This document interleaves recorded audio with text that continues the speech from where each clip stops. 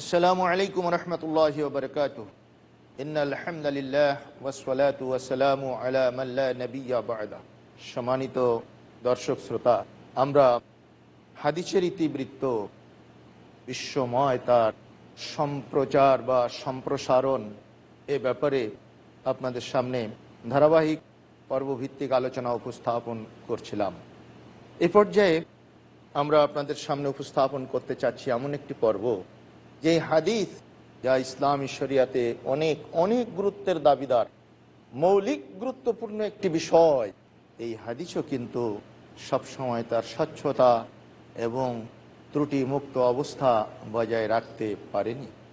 সমাজের কিছু দুর্বৃত্ত মানুষ ইসলামের মধ্যে ভেজাল ঢোকানোর জন্য, ইসলাম আবির্ভূত হওয়ার পর থেকেই, নবী করিম সাল্লাল্লাহু আলাইহি ওয়াসাল্লামের জামানা থেকেই ইসলামের ভাবমূর্তি ক্ষুণ্ণ করতে একদল দুর্বৃত্তরা চেষ্টা করেছে, কিন্তু নবীজির জীবদ্দশায় সেটা সম্ভব হয়নি।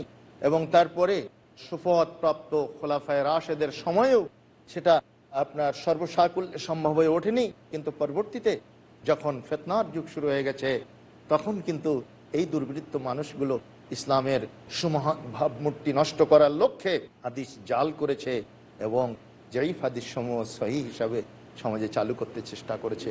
আসুন আজকে আমাদের বিজ্ঞ আলোচক মণ্ডলীর কাছ থেকে সেই হাদিস জালকরণ এবং এর জয়ীফ হওয়ার যে সমস্ত কারণ রয়েছে, আমরা এগুলোই আজকে উপলব্ধি করব। আলোচনায় যারা অংশ নিয়েছেন পরিচয় করিয়ে দিচ্ছি। আছেন শেখ শহীদুল্লাহ খান মাদানী, আসসালামু আলাইকুম রহমতুল্লাহি ওয়া বারাকাতুহু। এবং রয়েছেন শেখ আব্দুর রাজ্জাক বিন ইউসুফ। আসসালামু আলাইকুম রহমতুল্লাহি ওয়া আর বারাকাতুহু। উপস্থাপনে আমি জাহাঙ্গীর আলম ইসলাহি। সম্মানিত দর্শক শ্রোতা, আসুন আমরা আলোচনায় প্রবৃত্ত হচ্ছি শেখ মাদানী, যে জাল বা জয়ীফ হাদিস কিভাবে আসলো এবং কেমন করে আসলো, এর সম্পর্কে আমাদেরকে একটু বলুন। আলহামদুলিল্লাহ রাব্বিল আলামিন, ওয়াসসালাতু ওয়াসসালামু আলা রাসূলিহিল কারীম, আম্মা বা'দ। আসলে মুহতারাম, আজকে আপনি যে প্রসঙ্গ উপস্থাপন করেছেন এটি অত্যন্ত গুরুত্বপূর্ণ বিষয়। কারণ আজকে মানুষ, যারা আমরা জান্নাতের পথে চলতে চাই, জাহান্নাম থেকে মুক্তি পেতে চাই, যার ফলে ইসলামের ইবাদতগুলি কাজকর্ম আমরা করে যাওয়ার চেষ্টা করি, কিন্তু মানুষ ক্ষতিগ্রস্ত হয় তখন যখন বিশুদ্ধ দলিলের আলোকে তার ইবাদতগুলি সম্পাদন করতে পারে না।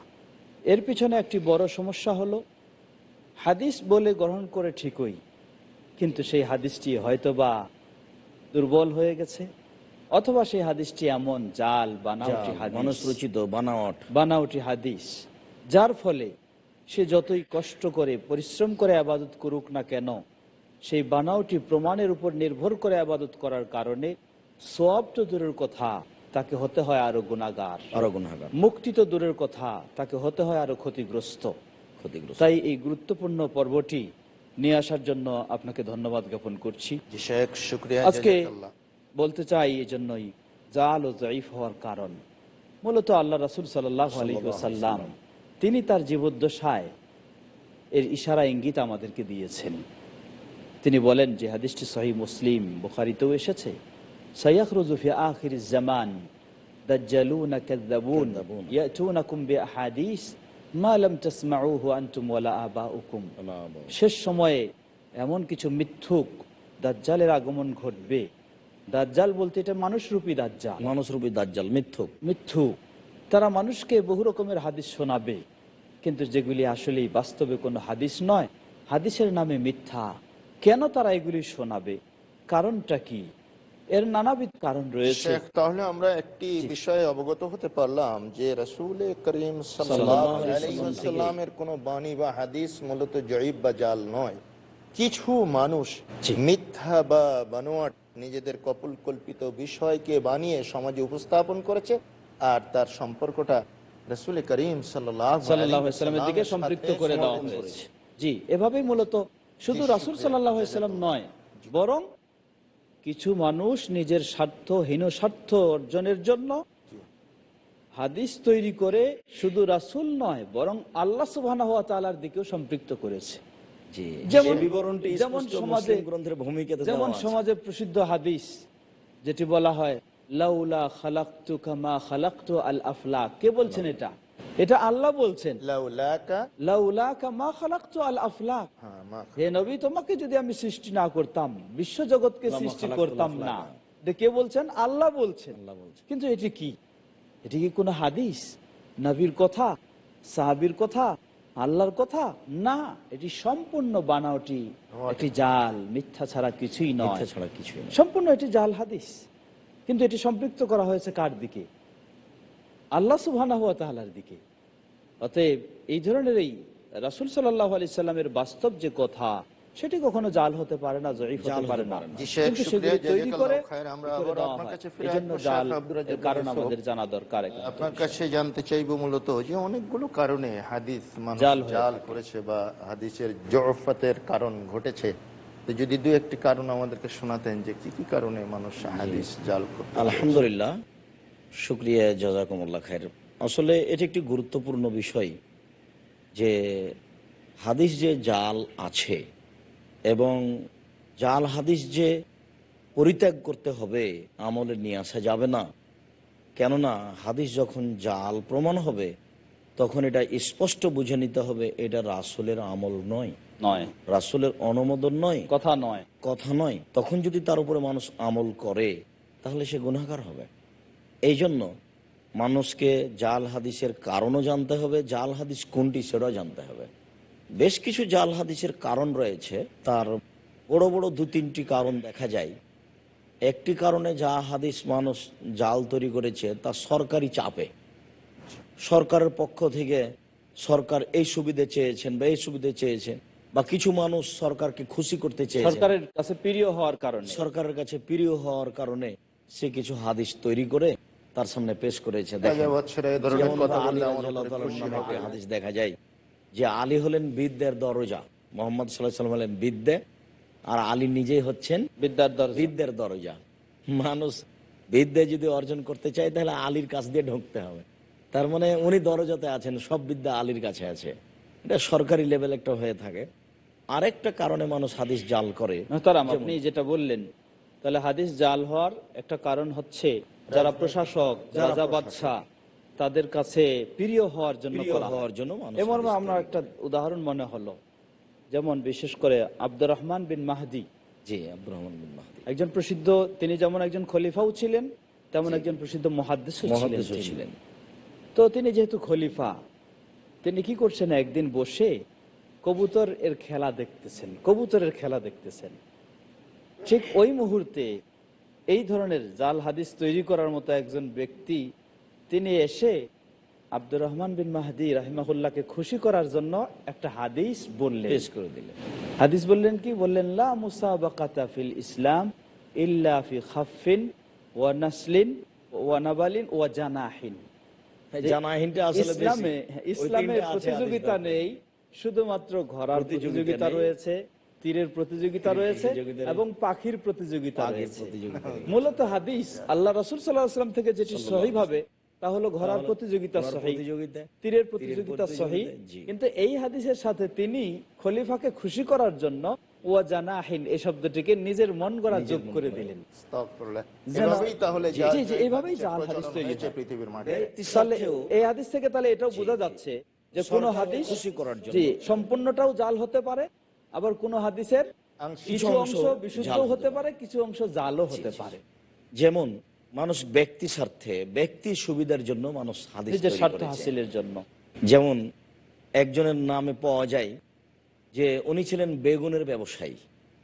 জি, বেগুনের ব্যবসায়ী, বেগুন যেন বাজারে বেশি বিক্রি হয়, তার ব্যবসাটা যেন উন্নত মানের হয়, সেই জন্য একটা হাদিস হাদিস তৈরি তৈরি করেছিলেন। করলেন।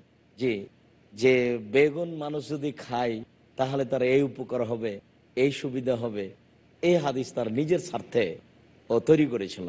তাহলে এখান থেকে বোঝা যাচ্ছে যে মানুষ ব্যক্তিগত স্বার্থেও যা হাদিস তৈরি করে। শেখ, যাদের মধ্যে দিনদারি পরহেজগারি কম, অস্বচ্ছ মানসিকতার অধিকারী, তারাই বিভিন্ন ধরনের হীন জি। স্বার্থ জি, হাসিল এরকম করার দেখা জন্যে। গেছে যে মুসলিম গ্রন্থের ভূমিকাতে আছে, তিনি বেশ কয়েকজনের নাম উল্লেখ করেছেন।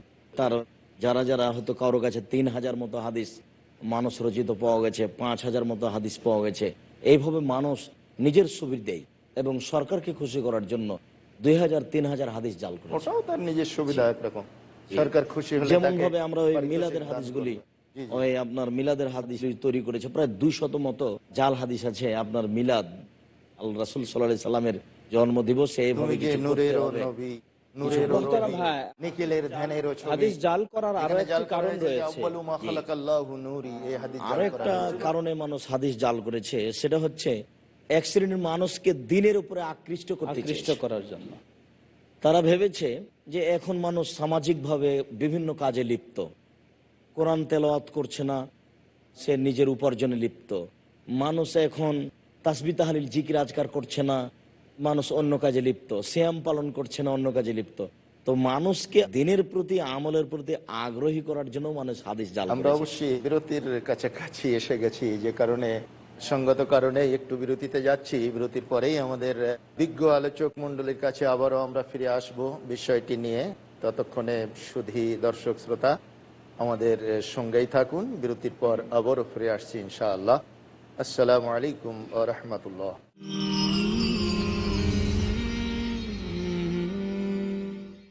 আল্লাহর একত্বের প্রতি ভরসা, একনিষ্ঠভাবে একমুখী হয়ে সব দিক থেকে তাকে এক জানতে হবে। শিরক থেকে সম্পূর্ণ বিরত থাকা, শিরক মহাপাপ, কোনো সন্দেহ নেই, এবং সেটা ঈমানকে পরিপূর্ণ ধ্বংস করে দেবে। সুন্নাতের অনুসরণ, আল্লাহর নিকটে মনোনীত দিন হলো ইসলাম। ইসলামে যেগুলি সুস্পষ্ট ইবাদত। কোরআন বিরোধী যে কার্যক্রমে অংশগ্রহণ কেউ করবে, আমরা নিশ্চিত করে জেনে রাখবো তিনিও আমানতের খেয়ানত করেছেন। হাসান জামিল, শাহিদুল্লাহ খান মাদানী, ডক্টর হাফেজ ABM হাসবুল্লাহ, আকরামুজ্জামান বিন আব্দুসসালাম, মুজাফফর বিন মুহসিন, মোহাম্মদুল হাসান, আব্দুর রাজ্জাক, জাহাঙ্গীর আলমের উপস্থাপনায় তাওহীদ, ঈমান এবং ইসলামের মূল ভিত্তি। কবরকে সিজদা করতেছে। এটা ইসলাম ভঙ্গের কারণ। স্রষ্টা আল্লাহ, কর্তা একমাত্র আল্লাহ। আর কি কি আছে মুমিনের দায়িত্ব জানার জন্য দেখুন আকীদা, প্রতি রবিবার ও শুক্রবার রাত 8টায়, পুনঃ সম্প্রচার দুপুর 1:30টায় বাংলাদেশে পিস টিভি বাংলায়। ইসলামের জন্য বিশুদ্ধ নিয়তে ইমাম নববী সংকলিত 40 হাদিসের যে গ্রন্থটি, জীবন সম্পর্কে, ইসলামের যে মৌলিক নীতিমালা যার উপর ভিত্তি করে মাসআলা ও মাসাইল নির্গত করা হয়, সমাজ সম্পর্কে, এই হাদিসগুলি উসুল হিসাবে, মূলনীতি হিসাবে স্বীকৃতি প্রাপ্ত হয়। শেখ হারুন হোসেন পেশ করবেন বিভিন্ন বিষয় সম্পর্কে রাসূলুল্লাহ সাল্লাল্লাহু আলাইহি ওয়াসাল্লামের আমল এবং পয়গাম। দেখুন 40 হাদিসে নাবাবী প্রতি সোমবার ও মঙ্গলবার বিকেল 4:30, পুনঃ সম্প্রচার সকাল 6টায় বাংলাদেশে পিস টিভি বাংলায়।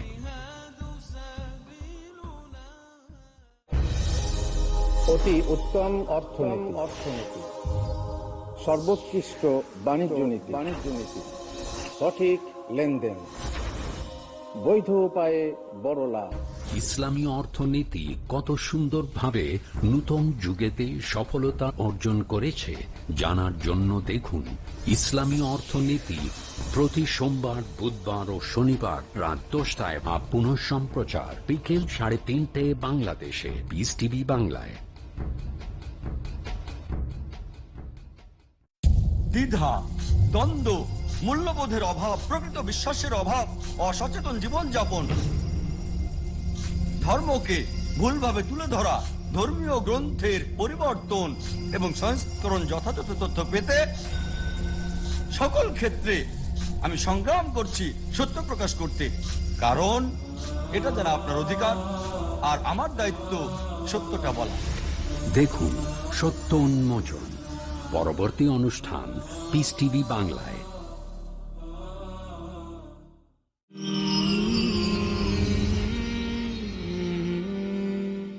আসসালামু আলাইকুম ওয়া রাহমাতুল্লাহি ওয়া বারাকাতুহু। আলহামদুলিল্লাহি ওয়াহদা ওয়াসসালাতু ওয়াসসালামু আলা মান লা নাবিয়্যা বা'দা। সুপ্রিয় দর্শক শ্রোতা, আলোচনা করছিলাম হাদিস জাল জয়ীফ কেন হয় এবং কিভাবে হয়। জি শেখ আব্দুর রাজ্জাক বিন ইউসুফ যে কথা বলতে চাচ্ছিলেন। জি আলহামদুলিল্লাহ, আমরা বলছিলাম যে মানুষকে ধর্মের প্রতি আগ্রহী করার জন্য, আমলের প্রতি আগ্রহী করার জন্য মানুষ হাদিস জাল করেছে। তার অনেক দৃষ্টান্ত আছে। যেমন একটা দৃষ্টান্ত যে মানুষ পিতামাতাকে যদি ভালোবাসে তাহলে তার ফলাফল জান্নাত। জান্নাত। জি, তো মানুষ যেন পিতামাতাকে ভালোবাসে এর একটা সুবিধার দিক পেশ করতে গিয়ে মানুষ একটা হাদিস তৈরি করেছে যে পিতামাতার দিকে যদি কেউ সুনজর দেয়, সুনজরের দেখে, তাহলে তার জন্য এটা কবুল হজের কবুল সমান নেকি হজের হবে। নেকি হবে। এমন ভাবে বানালো সাহাবীদের উপরে সেটা চাপিয়ে দিল।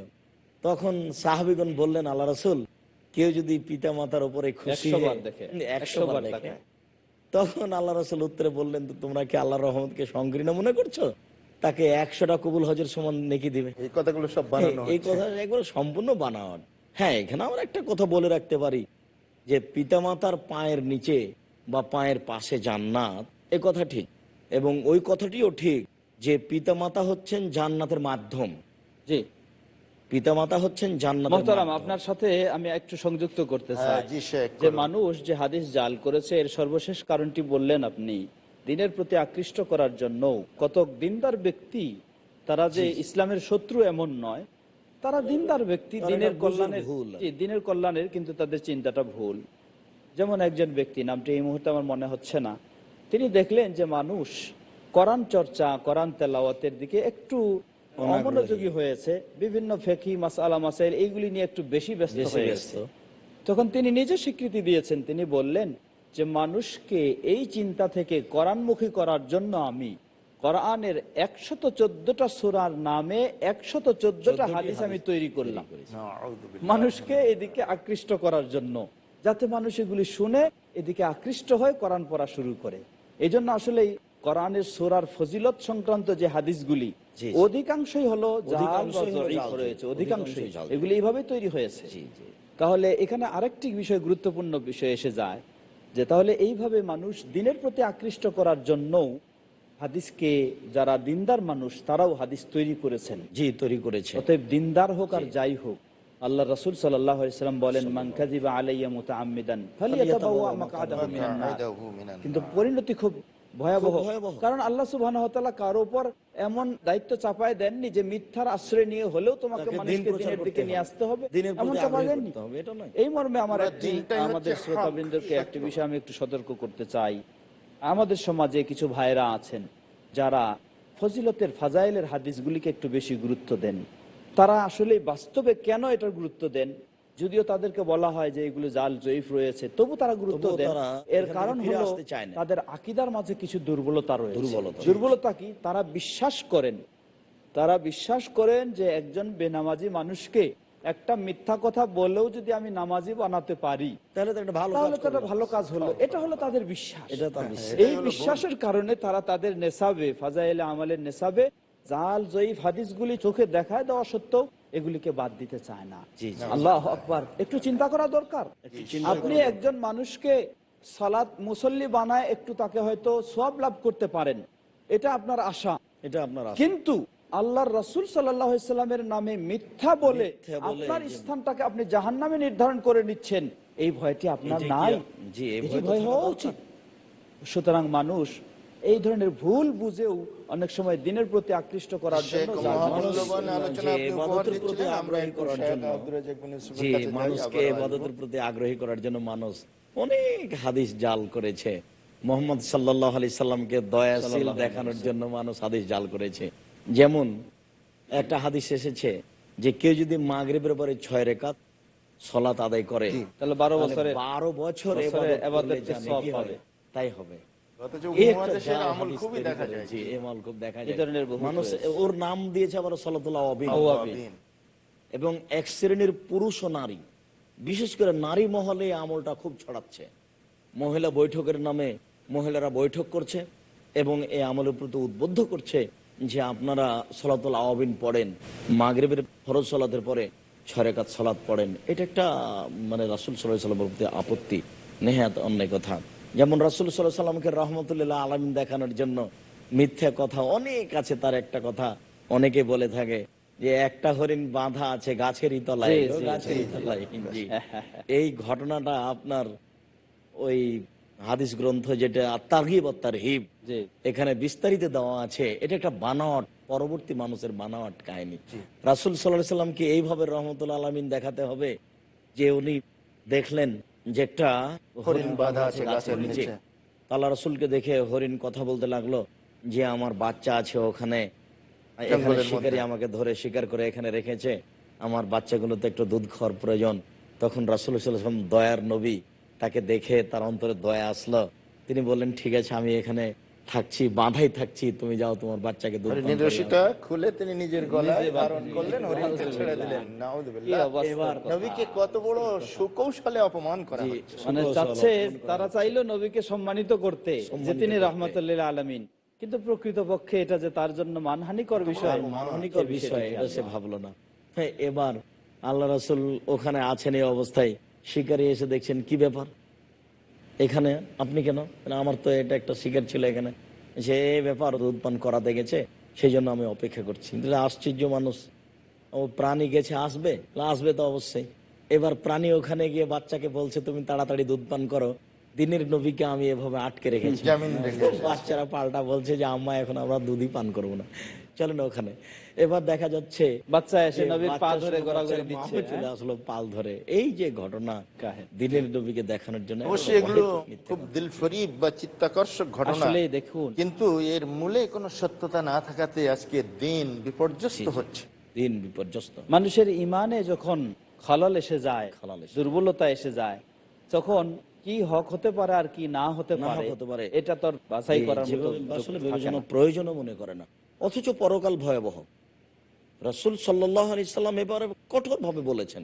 মোহতারাম, তাহলে বুঝলাম আমরা এই সমস্তই হলো হাদিস জালকরণের কারণ। জি। তার মাঝে আরো একটি বড় কারণ রয়েছে, যেটি এগুলি তো সব হলো মুসলিমদের মাঝে, আরেকটি হলো অমুসলিমদের, অমুসলিমদের যারা ইসলাম বিদ্বেষী, তারাও হাদিস জাল তৈরি করে থাকে মুসলিম সমাজকে ধোকায় ফেলার জন্য। ধোঁকায় ফেলার জন্য। তার সাথে আরো একটি গুরুত্বপূর্ণ হাদিস জাল করার ভাবমূর্তি কারণ নষ্ট রয়েছে, করার জন্য। যে আরেকটি গুরুত্বপূর্ণ হাদিস জাল করার কারণ, সেটা হচ্ছে যে যেই মাযহাবের অনুসারী বা যে যেই মতের অনুসারী তার নিজের মাযহাবকে ও মতকে সুপ্রতিষ্ঠিত করার জন্য যত জাল হাদিস তৈরি করার প্রয়োজন রয়েছে সেটা করে থাকে।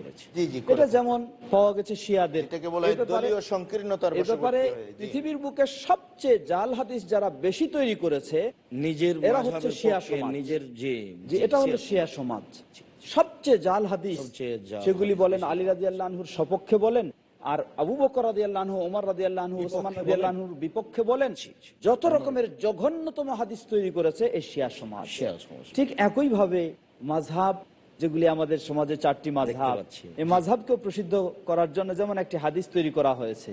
নবী সাল্লাল্লাহু আলাইহি ওয়াসাল্লাম তিনি নাকি বলেছেন যে কি হবে, একজন ব্যক্তি বের হবেন, তার নাম হলো জন্ম নিবে, সিরাজ উম্মতি, ইউকালু লাহু আবু হানিফা, সিরাজ ওয়া হুয়া উম্মতি হলেন সিরাজ আবু উম্মতি, হানিফা, ওয়া হুয়া সিরাজ ইমাম আবু হানিফা রাহিমাহুল্লাহ হলেন উম্মতের আলোকবর্তিকা, আর ইমাম শাফি হলেন ইবলিস উম্মতি। ইউকালু লাহু মুহাম্মদ আযহারু মিন ইবলিস, মুহাম্মদ বিন ওয়া হুয়া ইদ্রিস, আদাররু মিন ইবলিস আলা উম্মতি। নাউযু বিল্লাহ।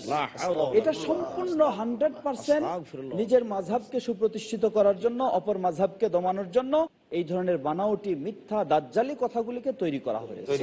এবং এই বিবরণটা হেদায়া একটা উল্লেখযোগ্য গ্রন্থ হেদায়ার আছে, মুকদ্দমার তার ভিতরে ভূমিকাতে দেওয়া তার ভূমিকাতে দেওয়া হয়েছে। দেখুন কি হিসাবে কত জঘন্যতম, আহমদ আলী চাহারনপুরী রাহিমাহুল্লাহ তিনি কত উল্লেখ করেছেন। জঘন্যতম এটা কথা। কোন মানুষের কি এই কথা হতে পারে? নিজের মাযহাবকেও প্রতিষ্ঠিত করতে চাইলে অপরজনকে এইভাবে জঘন্যতম হীন পর্যায়ে নিয়ে যায় এই কথা। সুতরাং জাল হাদিস তৈরি এটাও একটা অন্যতম কারণ। বরং এই দলাদলি ও বিভিন্ন এগুলি এটাই একটি বড় ধরনের কারণ। মানুষ এর নিজের মতটা অন্যের মাযহাবের উপরে স্বীয় মাযহাবের প্রাধান্য বিস্তারের জন্য মানুষ এই হীনতর কাজে। মুহতারাম, আমাদের বিষয় কিন্তু ছিল দুটি অংশ, একটি হলো জাল আর একটি হলো জয়ীফ এর কারণ। জালের কারণগুলি আমরা মোটামুটি কিছুটা উল্লেখ করলাম। জয়ীফের কারণগুলি কিন্তু হুবহু এইরকমই এরকম নয়, বরং জয়ীফটা অত বানাওটি বিষয় নয়। সংক্ষিপ্তভাবে যদি দর্শকদের বরং উদ্দেশ্যে কিছু আমরা বলেন। আগেই বলেছি, আব্দুল্লাহ বিন মুবারক রাহিমাহুল্লাহ বলেন, লাউলাল ইসনাদু লাকালা মান শাআ মা শাআ, যদি ইসনাদ না থাকতো, সনদের বিষয় না থাকতো, যার যা ইচ্ছা তাই বলতো। সুতরাং হাদিস বিশুদ্ধ হওয়ার ক্ষেত্রে বা জাল জয়ীফ চিহ্নিত করার ক্ষেত্রে সনদের গুরুত্ব রয়েছে। এই সনদে যে সমস্ত সূত্রে, যে সমস্ত সাহাবী থেকে তাবেঈ, তার থেকে তাবেঈ, তার থেকে তার পরের স্তর, এই যে বর্ণনা, এই বর্ণনার যে সূত্র, এই সূত্রের মাঝে যারা বর্ণনা করেন একজন আরেকজনের কাছে, তাদের কারো দুর্বলতার কারণে হাদিসটি অনেক সময় জয়ীফ হয়ে যায়। জয়ীফ হয়ে যায়। দুর্বলতা আর তার যদি তার মুখস্থ দুর্বলতা বিদায় এমন ত্রুটি, হয় মিথ্যুক, ডাহা মিথ্যাবাদী, যদি পূর্ণভাবে কারোর মধ্যে না ডাহা মিথ্যাবাদী যদি মিথ্যা হয়, কথা বলেছে, তাহলে সেই এটা হাদিসগুলি প্রমাণ জাল হয়ে হয়ে যায়। যায়। জি জি। আর যদি দুর্বলতা অথবা স্মৃতিশক্তিতে মুখস্থ তার করার পরে দুর্বলতা, ভুলে যায়, অথবা স্মৃতিশক্তি তার দুর্বল। মানে সন্দেহ বিষয়টা বেশি, একটা মনে করে আরেকটা বলে, এই ধরনের যখন বর্ণনাকারীদের মাঝে পাওয়া যায়, যার কারণে হাদিসটি অনেক বা সময় তার উপরে কোনো জি, জি। অপবাদ লেগে গেছে, জি জি, এরকম মিথ্যা ঘটনা অপবাদ আছে। এসেছে বা বা ইত্যাদি, তাকে হাটে বাজারে সব সময় অপরিজনীয় ভাবে চলতে তাহলে দেখা আমরা যায়। বুঝতে পারছি ইত্যাদি এখানে কারণে হাদিস আপনাদের জয়ীফ হয়ে থাকে। লক্ষ্য করা যায়। মূল্যবান অত্যন্ত মনোজ্ঞ আলোচনা যা আপনারা করলেন, তার আলোকে আমরা উপলব্ধি করতে পারছি যে এখানে জালটা হচ্ছে বেশি মারাত্মক ক্ষতিকারক জয়ীফের চাইতে। আল্লাহ সুবহানাহু ওয়া তাআলা আমাদের সকলকে জাল ও জয়ীফ হাদিস থেকে পরহেজ করে